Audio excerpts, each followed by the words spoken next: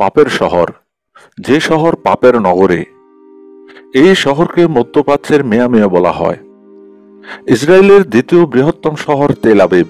ভাবছেন তেলের কোনো শহর, কিন্তু না, তেল সম্পৃক্ত কোনো বিষয় নয়।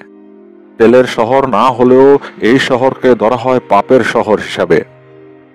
ভূমধ্যসাগরের তীরবর্তী অঞ্চলকে কেন্দ্র করে গড়ে উঠেছে ইসরায়েলের এই শহরটি। বর্তমান বিশ্বের সবচেয়ে ব্যয়বহুল শহরগুলোর তালিকার মধ্যে তেল আবিবের নাম রয়েছে শুরুর দিকেই।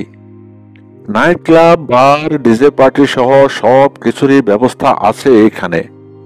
সন্ধ্যা থেকে মধ্যরাত পর্যন্ত বিরামহীন পার্টি চলতেই থাকে তেল আবিবের বার ও নাইট ক্লাবগুলোতেই।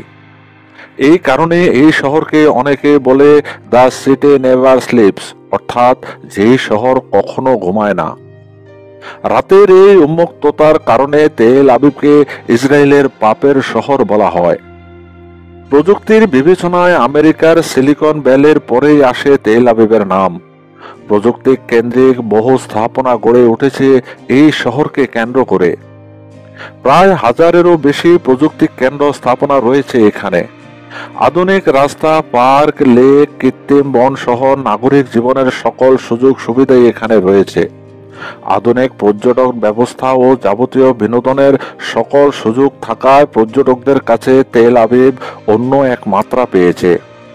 তাই বছরে সাগর তীরবর্তী এই শহরে 30 লক্ষেরও বেশি পর্যটক বের করেন।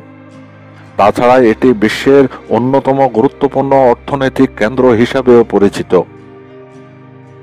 তেল আবিব শহর প্রতিষ্ঠিত হয়েছিল 1909 সালে। এর আগে অটোমান সাম্রাজ্যের অংশ ছিল এটি। সেই সময় আহুজাত বাহত নামে পরিচিত ছিল তেল আবিব। আহুজাত বাহত এর অর্থ হলো বসত বাড়ি বা ভিটেমাটি। পরবর্তীতে বাইবেল থেকে অনুপ্রাণিত হয়ে নাম দেওয়া হয় তেল আবিব, বাংলা করলে যার অর্থ দাঁড়ায় বসন্তের টিলা।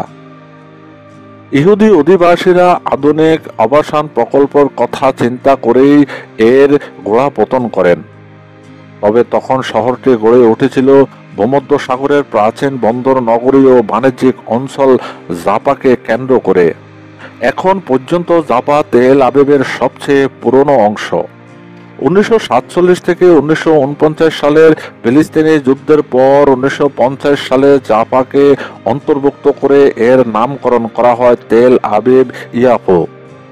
বর্তমানে তেল আবিবের আয়তন 52 কিলোমিটার।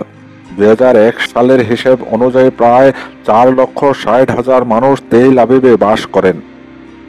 1948 সালে এই শহর থেকেই ডেভিড বেন গুরিয়ন ইসরায়েলের স্বাধীনতা ঘোষণা করেন। তারা তাদের পবিত্র শহর জেরুজালেমকে রাজধানী ঘোষণা করলেও তৎকালীন সময়ে জেরুজালেমের জর্দানের অধীনস্থ ছিল।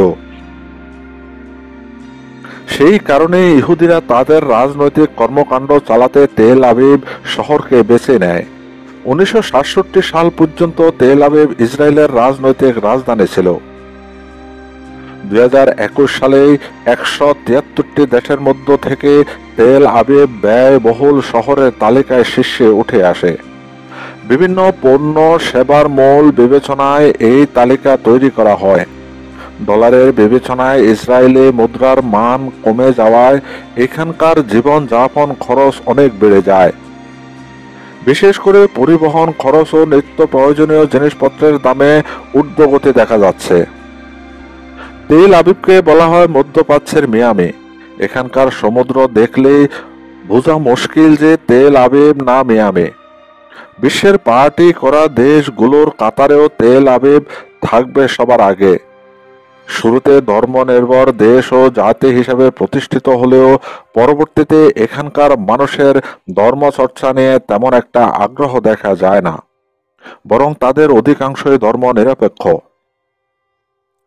এখানকার মানুষ আমোদ ফুর্তিতে এমনভাবে মেতে থাকে যেন তারা রাজনৈতিক পরিস্থিতি ও অস্থিরতার কথা ভুলেই গেছে। এসব দিক বিবেচনায় অনেকের কাছে পাপের নগরী বলে বিবেচিত হয় তেল আবিব।